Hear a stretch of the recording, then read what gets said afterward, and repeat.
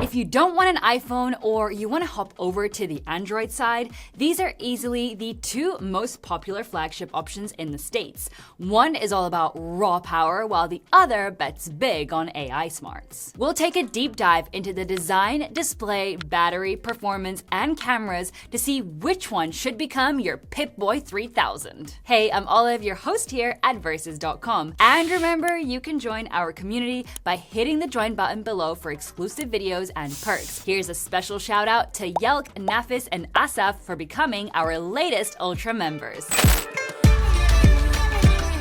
Both phones are roughly the same size, but the Galaxy feels a bit bigger given its sharper edges and less rounded corners. While the Galaxy sticks to a monochrome look, the Pixel is a bit more playful with its color contrasts. For the highlights, the Galaxy features an integrated S Pen for sketching or just navigation, plus a really cool display feature we're going to check out in just a bit. The Pixel, on the other hand, comes with a thermometer, but it also brings Qi 2 and Pixel Snap to the table, giving you the magnetic accessory support that the Galaxy is still missing. Both phones feature aluminium frames and Gorilla Glass Victus 2 on the rear, and even though it's technically more compact, the Pixel is heavier than the Galaxy. Both are tied for durability with an IP68 rating, so dust and water won't be an issue unless you're planning a dive into the Challenger Deep. Now let's check out these displays.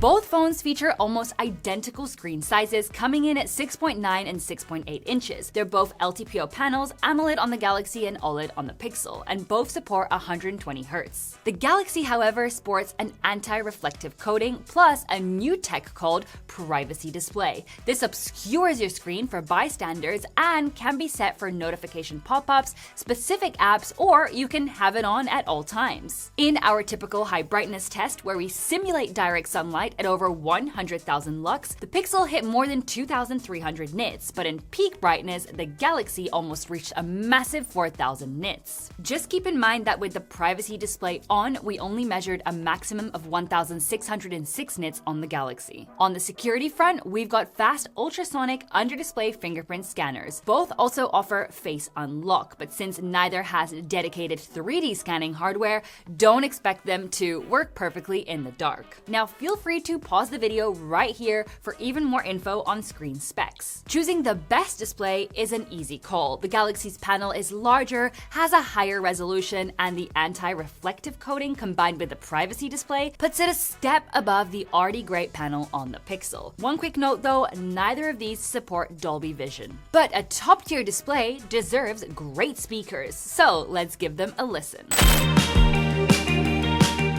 Both phones feature a dual speaker setup, so let's take a listen. But keep in mind that recorded speaker audio often does not represent what you'll hear in person.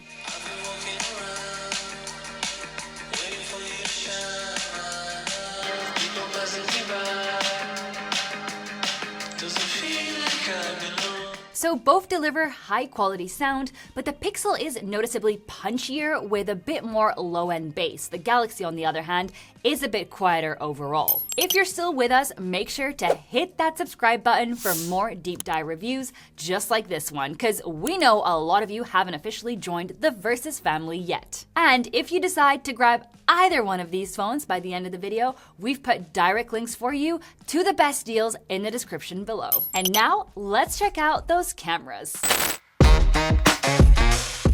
For the main shooters, the Galaxy packs its classic 200 megapixel camera, while the Pixel comes with 50 megapixels. The aperture is broader on the Galaxy, but the sensor size is nearly identical on both. Both devices handle tricky lighting scenarios like pros, offering great dynamic range and solid shadow detail. One thing you will notice is that the Galaxy leans toward warmer tones, while the Pixel generally looks a bit colder. This is way more obvious when you've got artificial light in the frame. Also worth noting, the Pixel definitely pushes a much higher level of sharpening on its shots. On the ultra-wide front, we're looking at 50 megapixels on the Galaxy and 48 megapixels on the Pixel. This time, the Pixel has the wider wider aperture, but once again, the sensor sizes are super similar. The results here are very alike, but that wider aperture on the Pixel helps it grab a bit more shadow detail in backlit shots. However, just like with the main sensors, once you're under artificial lights, the Pixel tends to push that temperature slider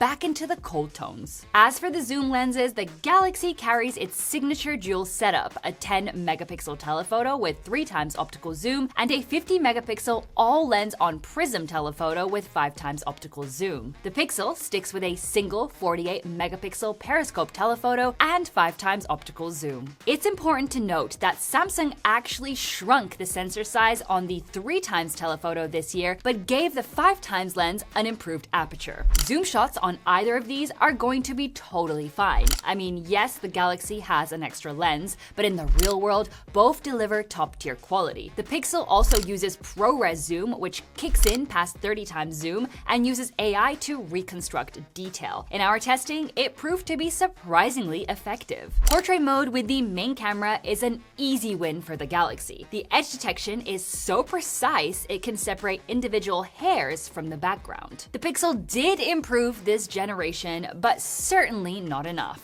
For example, you can't use the Pixel's telephoto for portraits. You can only digitally zoom to 3x, whereas the Galaxy lets you pick either of its lenses for a much more professional look. Moving to video, the Galaxy can output 8K 30fps while the Pixel maxes out at 4K 60fps natively. This one does have video boost to upscale to 8K, but since that's processed in the cloud, you won't get the results immediately. For our side-by-side comparisons, however, we always stick to 4K 30fps. Video has been a weak spot for Pixels for a while, and that's still largely the case with the 10 Pro XL. Samsung made huge improvements with the S25 Ultra, and there are scenarios where the S26 actually looks better than an iPhone now. In portrait video, it's another clear win. It can shoot at 4K 30fps, while the Pixel is stuck at 1080p 24fps. Putting the resolution aside, while the edge detection is rather snappy on both, the Galaxy just looks more detailed. For ultra-wide video, it's the same story, 8K 30fps on the Samsung versus 4K 60fps on Google. The Galaxy produces better contrast and sharpness here, whereas the Pixel can look a bit smudged with colors that feel a little too desaturated. The Galaxy also has a trick up its sleeve called Horizon Lock, which keeps your shot perfectly level no matter how much you rotate the phone. Motorola users can teach you how to use this feature since it was first seen on the Motorola Edge Plus 2023. Around front, we've got a 12 megapixel camera on the Galaxy and a 42 megapixel sensor on the Pixel. The first thing you'll notice is the Pixel's wider field of view. It basically has an ultra-wide selfie cam. In low light, the Pixel also balances colors much better. The Galaxy tends to look overly cold, but also pretty blurry. For selfie video, both max out at 4K 60fps, and while the Galaxy technically looks better than the Pixel, we honestly expected more from it given the rear camera performance. Instead, the quality feels like a noticeable step down. So now let's test out the audio on both of these devices. We'll start off over here with the Galaxy. What do you guys think? How do I sound?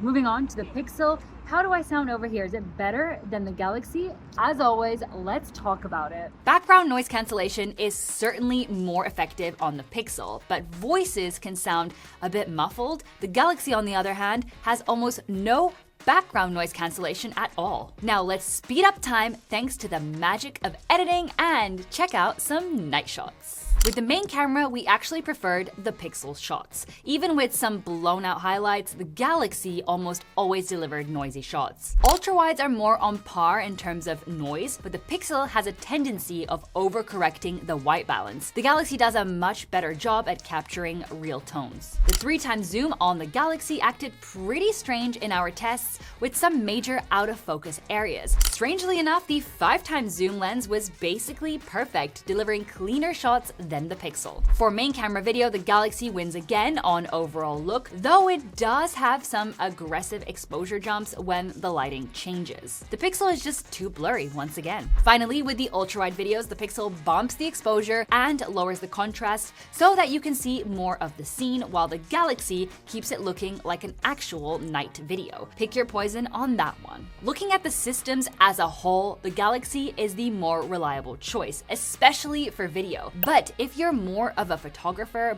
both of these are going to be totally fine for you. If you want to go deeper, Samsung offers a massive suite of pro-grade tools like a dedicated Pro mode and log recording. On the flip side, the Pixel was the first to unlock 12-bit dual conversion gain video, which significantly cuts down on noise. But let us know in the comments which one do you think has the best camera. In the meantime, let's talk performance. The Galaxy is powered by the Snapdragon 8 Elite Gen 5 for Galaxy, which features 2 overclocked Prime cores. The Pixel runs on Google's Tensor G5. As for memory, our Galaxy has 12 GB of RAM, while our Pixel is packing 16 GB. Here's a quick breakdown of the other available configurations, storage types, and USB standards. But to really see what these phones can do, we threw them into some real-world testing, starting with gaming. We ran 15-minute sessions with a cooldown time in between. As you can see, we tried to run Grid Legends, but the Tensor chipset still has compatibility issues. The Galaxy ran it perfectly with an acceptable dip to 33 FPS from its 40 FPS cap. Thermal stayed well within the comfortable range too. Wuthering Waves is compatible with both devices. With maximum graphics, both reached 60 FPS, but the Pixel saw more frame drops and ran significantly hotter than the Samsung. Moving away from gaming, we exported 99 photos in Lightroom. The Galaxy showed a massive time advantage here, finishing the task way ahead of the Pixel. Next, we rendered a 1-minute 4K 30 FPS video in CapCut. Both were quick this time, but the Galaxy once again crossed the finish line first. But now, let's check out some benchmarks. In Geekbench 6, the Galaxy not only beat the Pixel in single-core performance, but it dominated the multi-core test, breaking the 10,000-point barrier. In 3D Mark's Wildlife Extreme stress test, the Galaxy wiped the floor with the Pixel once again. However, you can see that the Galaxy stability takes a big hit under continuous load. In Antutu, no surprise, the Galaxy got a much higher score. The Pixel didn't even manage to break the 1.5 million mark. Finally, we ran the CPDT benchmark to check storage speeds. Just like in the other tests, the Galaxy delivered better results across the board, which should translate to snappier day-to-day use. So as you can see, the Galaxy is the performance king here, no doubt about it. The Pixel isn't slow by any means, but for a top-tier flagship, we would love to have more raw power and more game compatibility. That said, Google prefers to do things differently, and it's the software where the Pixel really shines.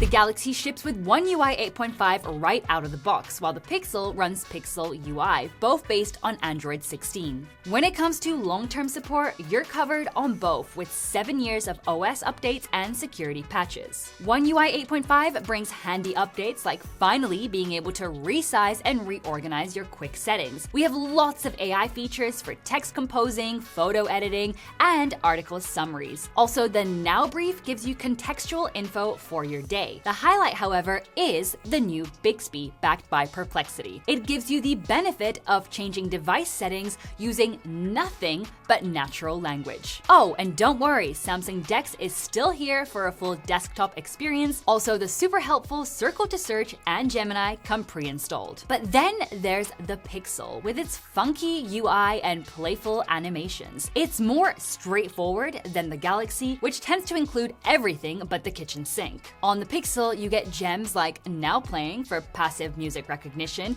call screening, and a brand new desktop interface designed to go head-to-head with Motorola's or Samsung's solutions. AI is the heart of this phone, but in a useful way. We're talking Magic Queue, app icon generation, Pixel screenshots, and Pixel Studio, just to name a few. Also, Google App integration, like the keyboard, is far deeper and is the kind of feature you will be using every single day. While Gemini and Circle to Search are also on the Galaxy, the Pixel always gets the latest Android features first, which for us makes it the ultimate daily driver. But now let's move on to our last category.